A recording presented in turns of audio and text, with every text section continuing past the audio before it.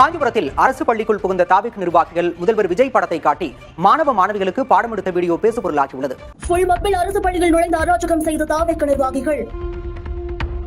தாவிகவினரின் தொடர் அராஜகத்தால் அதிர்ச்சியில் இருக்கும் அரசு அதிகாரிகள். இல்ல வாடா போடான்னு பேசினா மட்டும் கோவம் வருது, தற்கூறிங்கன்னு சொன்னா கோவம் வருது உங்களுக்குலாம்.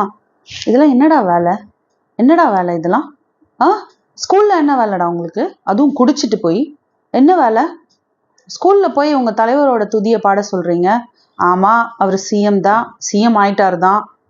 அந்த பசங்களை மேனிப்புலேட் பண்ணி, சின்ன குழந்தைங்களெல்லாம் மேனிப்புலேட் பண்ணி தான் நீங்க வந்தீங்க. அதையெல்லாம் போய் ஸ்கூல்லையா காட்டுவீங்க? அது படிக்கிற இடம், அறிவை வளர்க்கிற இடம். அங்க போயிட்டு கோஷம் போட சொல்றீங்க குழந்தைங்கள. அசிங்கமா இல்ல? இல்ல சோறு தானே திங்குறீங்க? இல்ல வேற ஏதாவதா? யாருக்கு தெரியும்?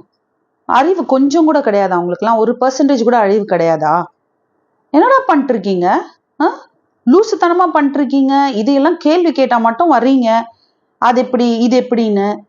இவ்வளோ ஆட்டம் போறதுக்கு உங்களுக்கு எங்க இருந்த தைரியம் வந்துச்சு? உங்களுக்கு இதுதான் சொல்லி கொடுத்துருக்காங்களா உங்க கட்சியில? என்ன ஆய்வு பண்ற நீ? குடிச்சிட்டு போய் என்னடா ஆய்வு பண்ற? குடிச்சிட்டு போய் ஆய்வு பண்றதுக்கு அங்க என்ன இருக்கு? போக வேண்டியதுன்னா வேற எங்கேயாவது ஆய்வு பண்றதுக்கு. ஏன் ஒயின் ஷாப்ல போய் ஆய்வு பண்ணு, உனக்கு அதானே கரெக்டா இருக்கும். ஸ்கூல்ல என்னடா வேலை உங்களுக்கு? குழந்தைங்க, படிக்கிற குழந்தைங்க, அந்த குழந்தைங்கள வீடியோ எடுத்து வேற சோசியல் மீடியால போடுறீங்க. உங்களுக்கெல்லாம் வெக்கமாவே இருக்காதா? உங்க வீட்டுல எல்லாம் குழந்தைங்க இருக்கா? இருக்குமே. அதையும் இன்ஃப்ளூயன்ஸ் பண்ணி தான் வச்சிருப்பீங்க அந்த குழந்தைங்களையும் இல்ல? மாற்றம் கேட்டவங்கலாம் உங்க பசங்களுக்கு ஸ்கூல்ல நல்லா பாடம் சொல்லி தராங்களா?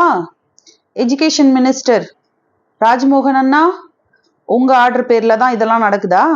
உங்க ஆளுங்க போய் ஆய்வு பண்றேன்னு குடிச்சிட்டு போறதும், இந்த மாதிரி டோக்கன் கொடுத்துட்டு, நுழைவு சீட்டு கொடுத்துட்டு கோஷம் போட சொல்றதும் அசிங்கமா இல்லையாண்ணா உங்களுக்குலாம்?